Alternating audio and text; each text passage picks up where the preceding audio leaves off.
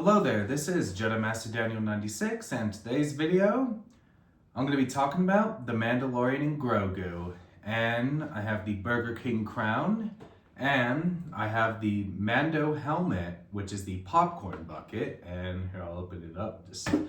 There's nothing in it, but that's kind of how it is. And I've seen the movie twice, and I got this helmet on second viewing, so just wanted to bring that up about the helmet. And how this discussion will go, it won't be your scene by scene breakdown kind of video. This is just gonna give, kind of the general story and then my thoughts and all that kind of stuff. So it's a pretty laid back kind of discussion. So anyway, let's dive in. So with the Mandalorian and Grogu, as you know, Star Wars is back in theaters after 7 years. And for a Lucasfilm project, we have in 3 years, because when Indiana Jones and the Dial of Destiny came out 3 years ago, so that's kind of a thing. So first Star Wars movie in 7 years on the big screen, and second Lucasfilm project on the big screen in 3 years, if you count Indy. So just wanted to bring that up. And with this movie, you don't have to watch the TV series to understand what's going on. This movie is very self-contained. The plot was pretty simple. We do have a bit in the beginning where Mando and Grogu go after this Imperial, which, he was with Zeb, and Mando, kills this Imperial, which they had to get information for this guy, which they have to go after a person named Commander Coin. Then you have a bit with Rada the Hutt plays a significant role in this movie. And then you do have the Hutt twins, which end up being villains of the movie, which they pretty much play Mando, Grogu, and the New Republic. So that's that. And then, Rada gets captured in here as well on Nal Hutta, and we go to Nal Hutta in live action, and you've seen Nal Hutta in the Clone Wars, so that's that. So a little bit from the animation to live action in here. And we do have 2 characters from the animation, or 3 actually, because Rada was from the Clone Wars movie, and then you have a Rebels character with Zeb. And one of the villains in the movie, Embo, who's the bounty hunter, is from the Clone Wars, which you don't have to watch Clone Wars and Rebels to understand them in a way. And that's another thing why this movie is very self-contained. Like, it doesn't even require any Clone Wars and Rebels knowledge as well. So that's that. And we even go to Navarro from the Mandalorian series. And it kind of felt different, because of no Grief Karga due to Carl Weathers' passing, so it did kind of feel different with Navarro without Grief Karga. So pretty much on my 2 viewings there, I did have that different feeling. But we go to that home from the end of Mando season 3, and we do see the N1 Starfighter at their home. So that's that. And we do have the Anzellans in here as well. So we do get, the Anzellans from Mandalorian season 3, so they're kind of carried over into the movie. So we have that bit there. And then we do have, new characters like Sigourney Weaver's character named Colonel Ward. So she plays a significant role in here. So that's that. And then Commander Coin was Janu on Shikari, which, that pretty much intertwines. And a lot of plot threads do intertwine throughout the movie.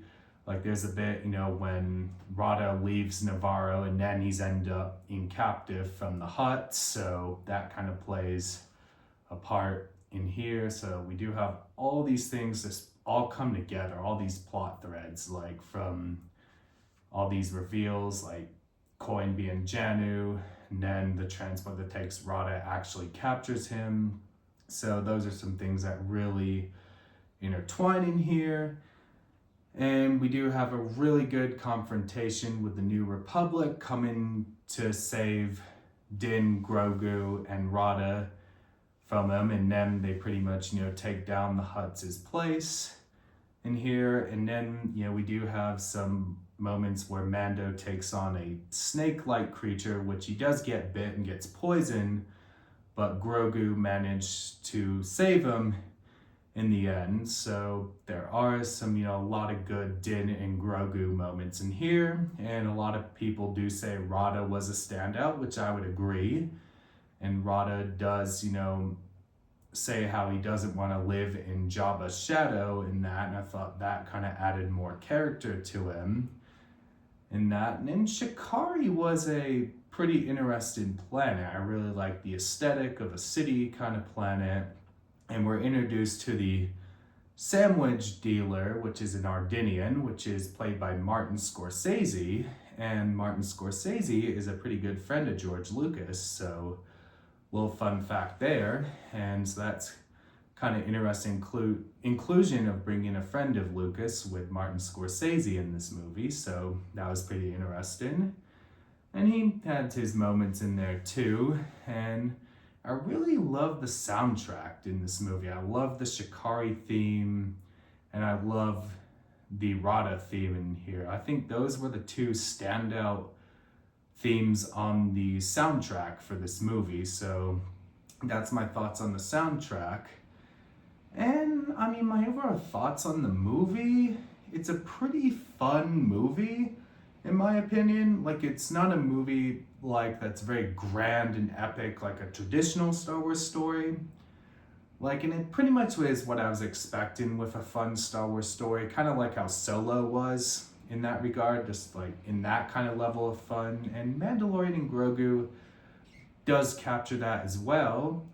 And technically, this is the first Star Wars movie without a lightsaber being ignited. So we can kind of put that into an account as well, which, I mean, because Rogue One had Darth Vader ignite his lightsaber in the hallway scene, and then Solo had Darth Maul ignite his lightsaber in the holographic message to Kira, so that counts there. But Mandalorian Grogu takes the cake for the first Star Wars movie to not have a lightsaber ignited, so that's kind of that.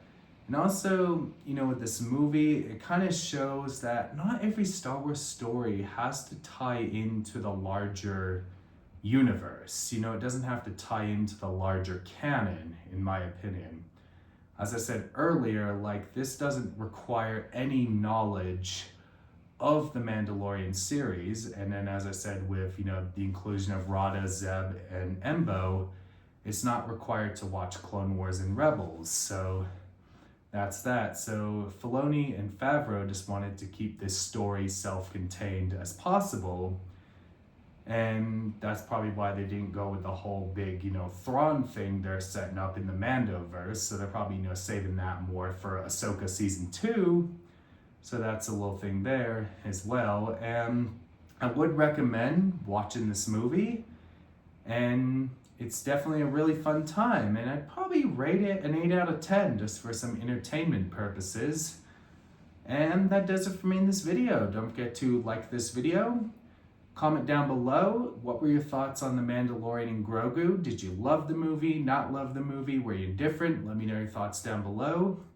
Share this video. Let's get to 800 subscribers. You can follow me on Bluesky, JediMasterDaniel96, Instagram, JMD96_YT, Twitter at DanRCity7, and Facebook, JediMasterDaniel96. Have a great day, everyone, and may the Force be with you, and this is the way.